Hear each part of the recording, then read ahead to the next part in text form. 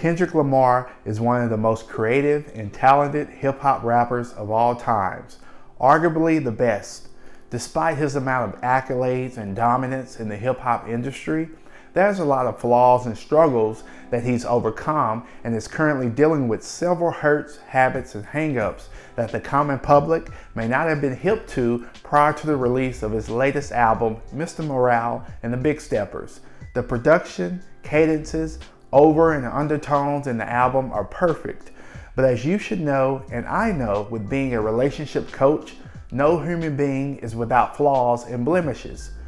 This video is in no means to rain on Lamar's parade, but I will shine a light on issues that have become more taboo in the African American community. And as a black man who struggled for 20 years as a cheater, sex and porn addict, I know that my credibility in this area is solid. Kendrick Lamar has never shied away from bearing his soul on tape, but he allowed us to truly enter his world with some of the most personally revealing moments of his career. On the song Mother I Sober, Lamar opens up about battling with what he calls lust addiction and confesses to cheating on his longtime partner, Whitney Alford, with whom he shares 2 children. I definitely relate to being a lust addict, as he termed it. Lust, low self-esteem, and codependency are things that eat away at our character and integrity. Wanting to feel loved and cherished from multiple women is something that I yearn for because of the dynamics in my household growing up, and it appears that Kendrick suffered the same thing. Chaos and destruction is common when you've grown up in volatile environments, and it's easy for us to pacify our inner demons with sex, drugs, alcohol, and cheating. As mentioned before, it's a common occurrence in the black community. Not saying that it doesn't happen in other communities, but that's not what this video is about. It's specifically about dissecting the chaos in my community. Although Kendrick has avoided drugs and alcohol, he admits sex has been his vice of choice in his career. I was never high. I was never drunk. Never out of my mind. I need control. They handed me some smoke, but still I declined. I did it sober, sitting with myself.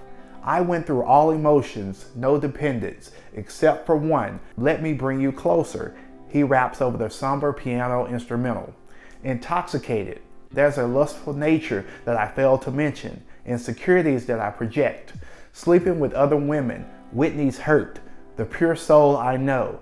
I found her in the kitchen asking God, where did I lose myself, and can it be forgiven? We all have a sinful nature because we live in a sinful world, and unfortunately the culture glorifies sex, violence, and drugs. It's culturally acceptable to have multiple women and not commit. Monogamy is for squares, as some people put it, and the ones who are typically bearing the weight of our sins are the wives, fiancés, and girlfriends. Later in this verse, Kendrick reveals Alford, who appears on the album cover along with their 2 young kids, urged him to seek professional help for his addiction.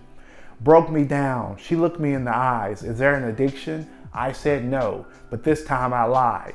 I knew that I can't fix it. Pure soul. Even in her pain, know she cared for me, gave me a number, said she recommended some therapy, he says. For decades, therapy has been mostly downplayed in our community. We keep our struggles and emotions hidden. For myself, I thought that not talking about my issues would magically make things go away. We were taught just to pray about it or come to the altar and have the pastor anoint you with oil. Now, don't get me wrong. I'm a huge believer in prayer and a confessing believer in Jesus Christ, but I highly recommend everyone to seek out counseling or therapy to discuss those issues that are keeping you stuck in a cycle of pain and misery. It's time to stop putting a bandage on our deep wounds. Mother I Sober also finds Kendrick Lamar reflecting on watching his mother being beaten when he was 5 years old and harboring guilt. The stirring song ends with a short spoken word interlude from his fiancée and their young daughter. Now for myself, I can vaguely remember my mother being abused by her second husband, and he was a pastor of the church. So you can clearly see how the generational curses and the cycle repeats itself. And for so long, I harbored that resentment and guilt for her because of what I witnessed. You did it. I'm proud of you. You broke a generational curse. Say, "Thank you, Dad," Alfred says, before their daughter adds, "Thank you, Daddy. Thank you, Mommy. Thank you, brother, Mr. Morale." It's a 1 in a million chance that Kendrick will ever come across this video. But if he ever does, I hope and pray that he truly breaks generational curses and marries the mother of his kids. I say this because for far too long, I played house and made the choice to stay stuck in my sins. But not just marry her, become 100% faithful and committed, and be a man of morality, such as the title of his tape reflects.